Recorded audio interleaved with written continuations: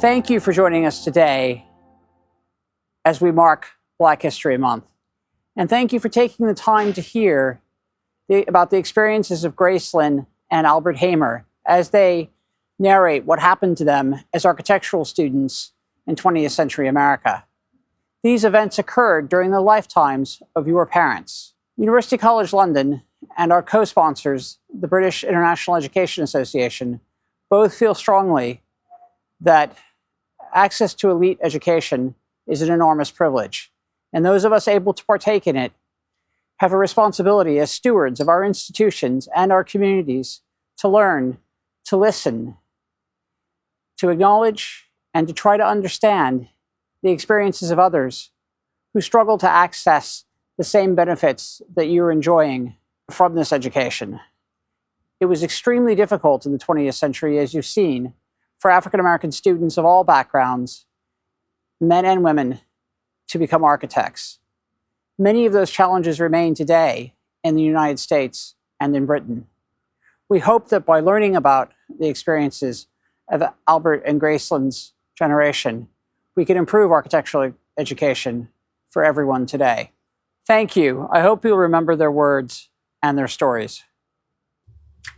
I'm Judy Stevenson. I'm Professor of Economic History of the Built Environment at the Bartlett. Today, I'm joined by Al, Gracelynn Haymer, two students of architecture in the US in the 1970s, am I right? 70s. And 80s, okay. 80s. But you're going to talk to us for Black History Month about your experiences. Thanks. We're really grateful for you taking the time. So, first of all, tell me a little bit about your respective backgrounds, your choice of architecture as, a pursuit to study, and maybe how your backgrounds inform that.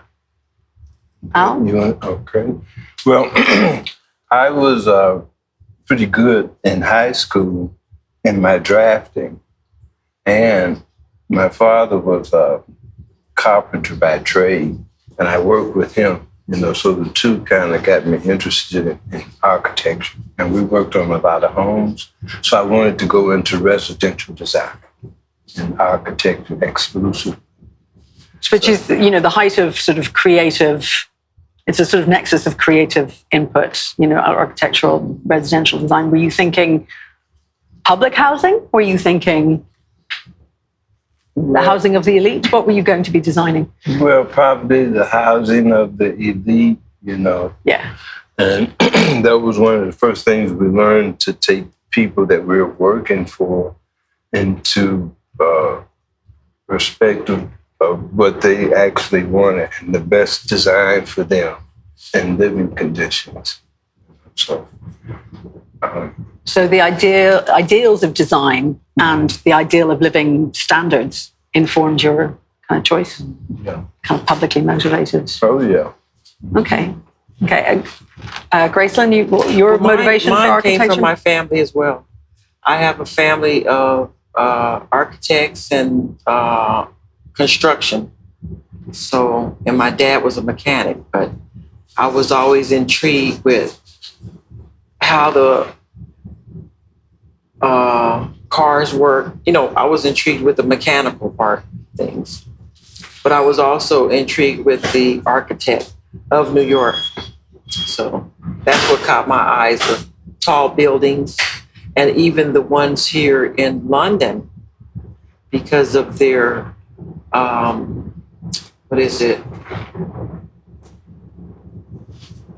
detailed art in every building that you see. Like, we're on the streets now, we're walking, and I see all of the art. So my eye is mostly on the art of the So it's the decorative aspects of architecture, particularly in the detail of the architect. How was that done? You know, the very detailed, right down to the, the pretty stuff. Precise. Okay. Yes. Cool.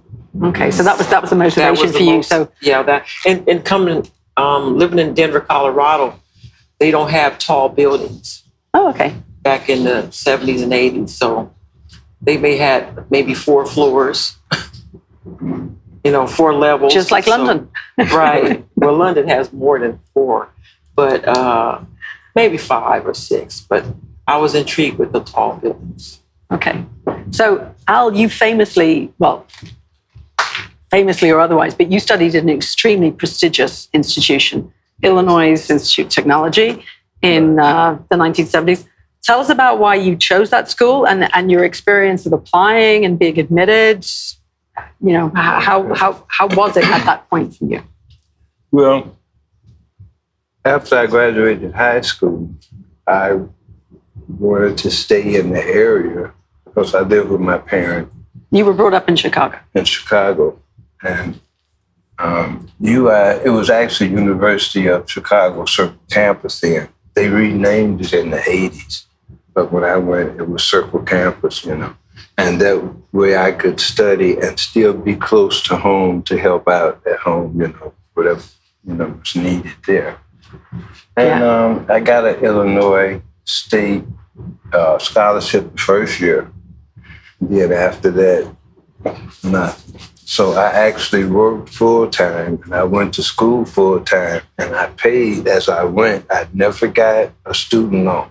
So there's actually a lot of students like you today. Unfortunately, they're also forced to take loans because they can't earn enough to keep themselves. But the experience of working full-time and studying is something a lot of students today have to do, particularly students from urban backgrounds, and maybe from artisan or working class backgrounds as well. So that's of interest. So you said you had a scholarship the first year. Right. So you'd come up as a student who was marked out for success?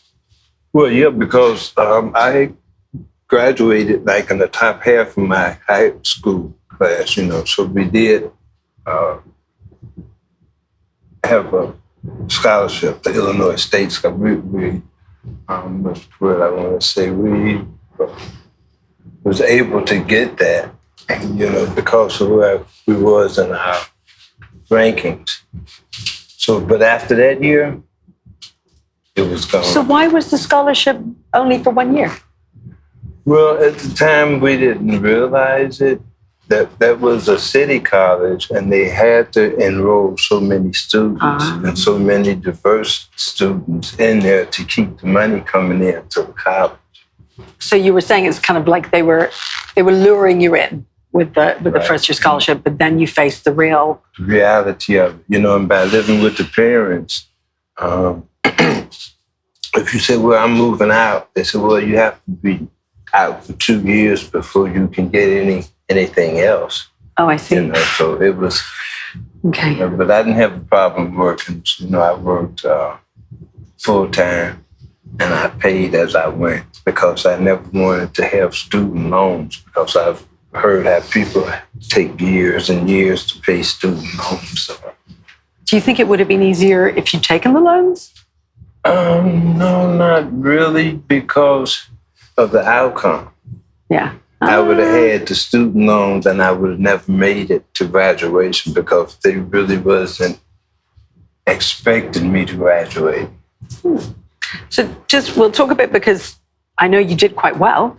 But talk to me about what that institution, what the school, which we now know as IIT, represented to you at the time.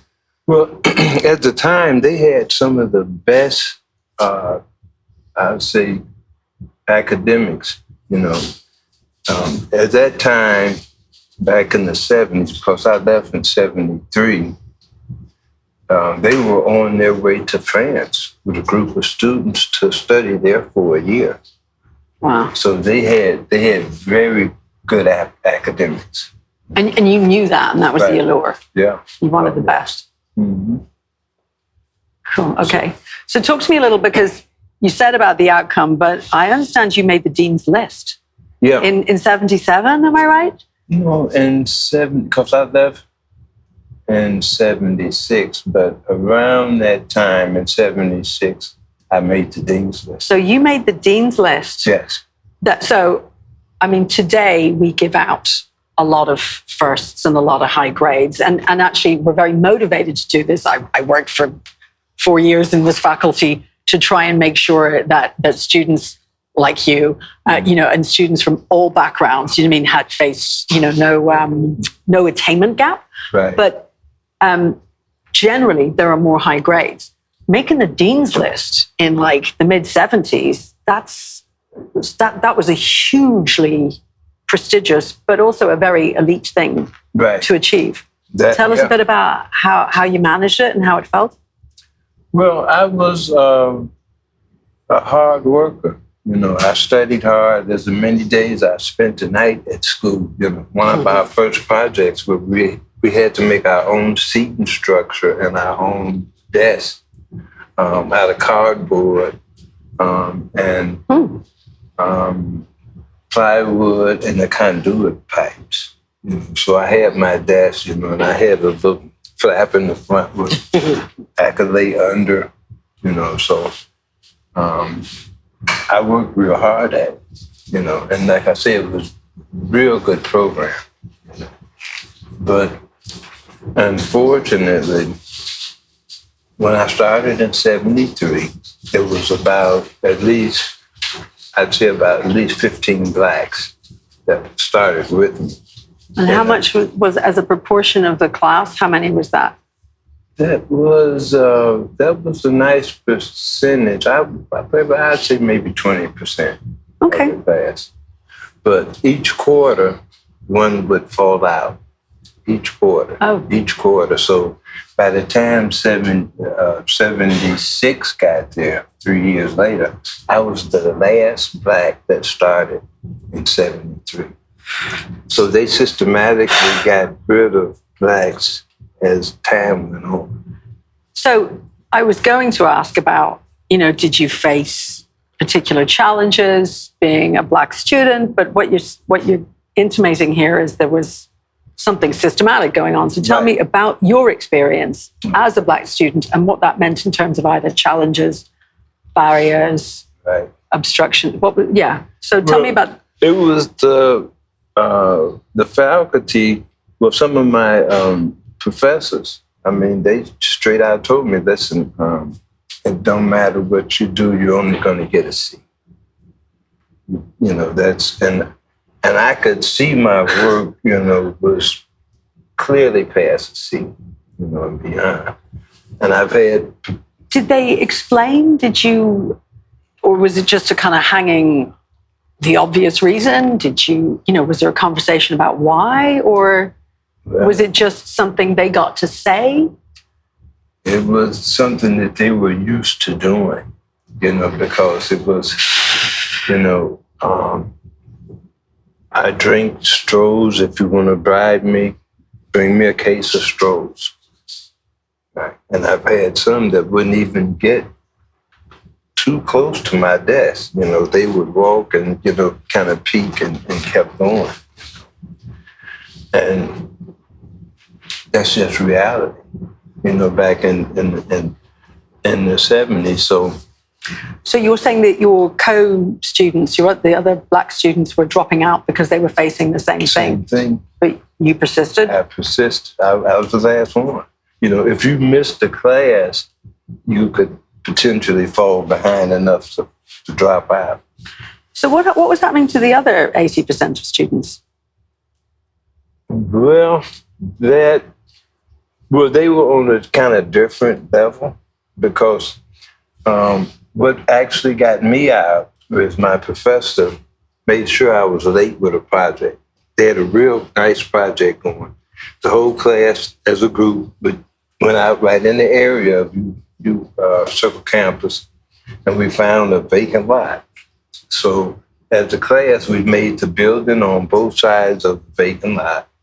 And then each student had to do their own project to design the building to fit into the vacant spot there. Okay. You know? So after we finished the class project, you're supposed to do a quick sketch of what you want to do.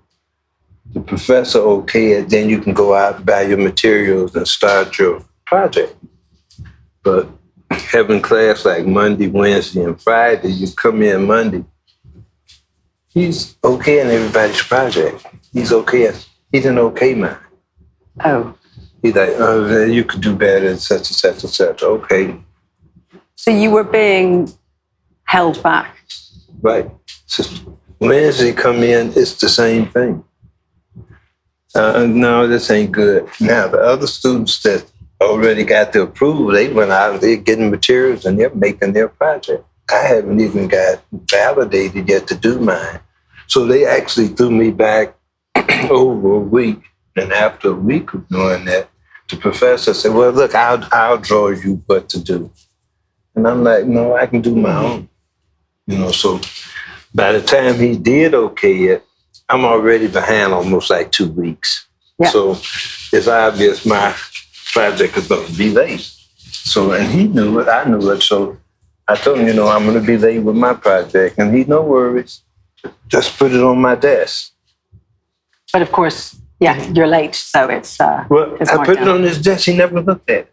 He sent me 2 Fs in my major because we got 2 grades. And that, even though I was on the dean's list, that kicked me out of the college, Holy. which systematically threw me back a year Yeah, because they only offer certain classes during certain seasons. Like we was on the quarter system, the spring and the summer, fall, and winter. So that was, I realized everything. I was pretty upset about it. And that was actually in 75 because I remember taking out. And I had never, took a break from school. I went straight through, And my father's from Mississippi. I took a break in 75. I went to Mississippi and stayed down there 3 months. time out sometimes works. Well, it did, and that kind of rejuvenated me. So when I came back, I reinstated after they did the investigation. My project was still on the teacher's desk. Oh. He had never looked at it, so he had to send me different grades. They measure your grades. So he sent me 2 Cs, and they reinstated, but I couldn't register until the next year that time. So me working going to 3 years to, try to get ahead, they threw me back. So you talked a little about your strategies. Mm-hmm. Maybe you can both talk a little bit more about the strategies that you employed to do as well as you did, and about how you then, did you get your degree? No, I never went back. I think that wasn't for me. But after I researched, I should have went to maybe a Black college that kind of pushed the students and, went along with them instead of, putting up barriers for them. I know But this is a thing for students today from different backgrounds, from BME backgrounds particularly. Right. They feel that it's a great thing to come to the prestigious institution, and then they feel that they're different, so that they'd be Right. better off in a place which, just catered to people like them, or, they Right. think. Do you really think that's the case? I mean, what you've experienced is discrimination at its most and worst, Right. and its most rigid, perhaps. But would it have been? You would have been better in the I 1970s believe somewhere else. I would Yeah. have finished if I was in a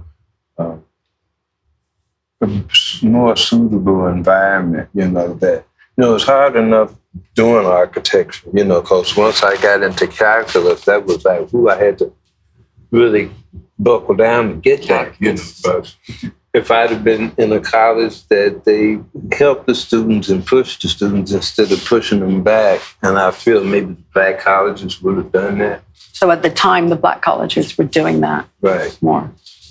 Tell me a little bit about the legacy, about your subsequent career, and how your experience as a student in the 1970s in architecture has informed that. Well, I kind of had a different outlook on life and career and this, that, and other. So it mostly was for me to find a good job with good benefits. You found a good job, right? About let's say 80, well, in the 80s, well, actually 77, 78, I started working with the postal system. Yeah. But I became a career in 1980. Yeah. So I wound up doing 33 years there. So a steady job. Right, with good benefits. Yeah. So tell me a little bit about what you would advise students who are, like you, Black students, but also students from like urban environments, Right. Artisan, working class environments, different environments, who are coming to, study architecture, study the built environment in prestigious places and, Right. where they want to succeed today. What advice would you give them? Well, I tell them to do their homework, do background checks on the college they want to go to, and talk to upperclassmen in that field to see, what the challenges are, and if they, would be able to handle that. Instead of just going blindly into it and saying, well, this is what I want to do, or whatever. They should do their homework, kind of have an idea what they're really getting into.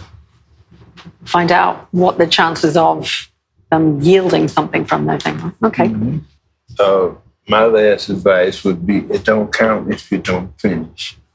Because all those years that I put in the time, like I said, I had about 89 hours and I needed like 125 to graduate. I mean, that's experience personal, but it didn't help my career. It didn't, So it don't count if you don't finish. Unless you finish. So the finish. That's great advice, but Yeah. in so many ways. I just want to say, as an economic and social historian, hearing you tell us about your experience really brings home, I hope, for students and others in the faculty today, what the reality of real discrimination and real in a very negative sense brings about. And I hope it can inspire us to, first of all, I'm an optimist, so I believe we're not facing that these days, but there are always little elements and they could have the same legacy on different people. Yeah. Thank you so much for sharing. Thank you for having You're us. welcome. And for telling us about it. And I'd love to have seen your cardboard desk. Thank you. I have some. Thank you, I have Gracelynn. some of his work too. if you want to. I want to see your sets. Yes. Yeah, okay. Thank you both very much indeed. Thank You're you. welcome. Thank you for joining us today to hear about the experiences of Albert and Gracelynn Haymer as they attempted to become architects in late 20th century America. The events you heard described in this interview coincided with the lifetimes of your parents. We hope that by listening, acknowledging, and trying to understand the challenges of becoming architects in America in the last 50 years has given you a deeper appreciation of the importance of marking Black History Month. University College London and the British International Education Association appreciate your willingness to learn. Thank you for opening your minds and listening to the experiences of others.